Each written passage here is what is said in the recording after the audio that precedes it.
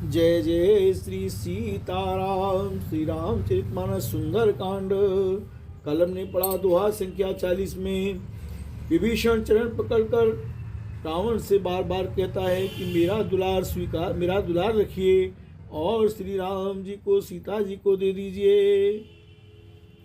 आगे विभीषण क्या कहते हैं? बुद्धि पुराण श्रुति सम्मत वाणी कई विभीषण नीति बखानी।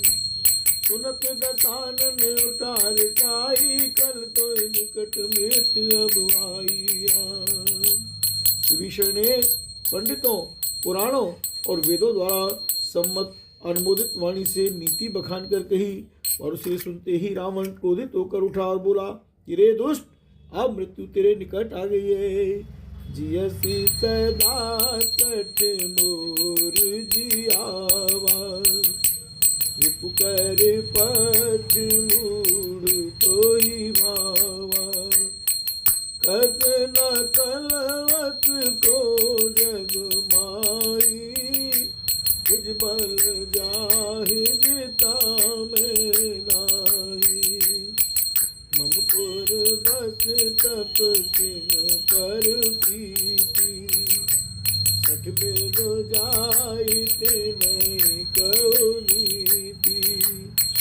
अस कई कीन सी चरण प्यारा, अनुज गहे पद मारई बारा रमा, मारई बारा। अरे मूर्ख, तू जीता तो है, सदा मेरा जलाया हुआ अर्थात मेरे ही अंश से पल रहा है, पर हे मूर्ख पक्ष, तुझे शत्रु का ही अच्छा लगता है। अरे दुष्ट, बताना जगत में ऐसा कौन है जिसे मैंने अपनी भुजाओं के बल से न जीता हो। राम मेरे नगर में रहकर प्रेम करता है तपस्वियों पर, मूर्ख उन्हीं से जा मिल और उन्हीं को नीति बता। ऐसा कहकर रावण ने उन्हें लात मारी, परंतु छोटे भाई विभीषण ने मारने पर भी बार बार उसके चरण ही पकड़े। उमा संत कई यही बड़ाई, मंद करत जो करई भलाई। राम शिव जी कहते हैं, उमा हे पार्वती, संत की यही बड़ाई है, यही महिमा है कि वे बुराई करने पर भी बुराई करने वाले की भलाई ही करते हैं। तुम पे तो सरिस भले ही मोहि मारा भ्राता, राम भजे हित नाथ तुम्हारा।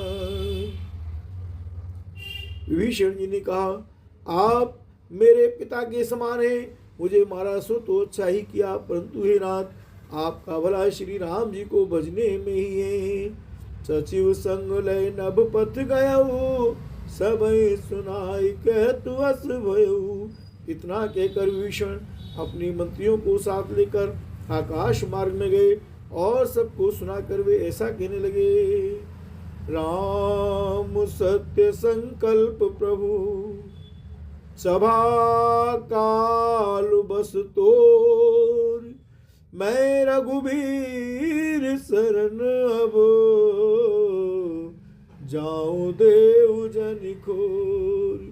श्री राम जी सत्य संकल्प एवं सर्वसमर्थ प्रभु हैं और हे रावण, तुम्हारी सभा काल के वश है, अतः मैं अब श्री रघुवीर की शरण जाता हूँ, मुझे दोष न देना। रमवस कही चला विभीषण जब ही रामा, तम आयु भय सब तब ही रामा। तम साधु अवज्ञा तुरत भवानी रामा, तम कर कल्याण अखिल कहानी रामा। तम रावण जबई विभीषण त्यागा रामा, तम भयउ विभव बिनु तबई अभागा रामा। तम चले रथ रघुनायक पाई रामा, तम करति मनोरथ बहु मन माई रामा। तम देखियो जाय चरण जल जाता रामा, तम अरुण मृदुल सेवक सुख दाता रामा। तम जे पद परस तरीर सिनारी कानन पावनकारी रामा। समझे पद जनक सुता और लाए भाई। समझे पद जनक सुता और लाए राम जी। हम कपट कुरंग संग दर दाए राम जी। हमारे उर सर सरोज पद जय राम जी। हम भाग्य में देखियो तेई राम जी। हम जिन पायन के पादुकन करत रहे मन लाय।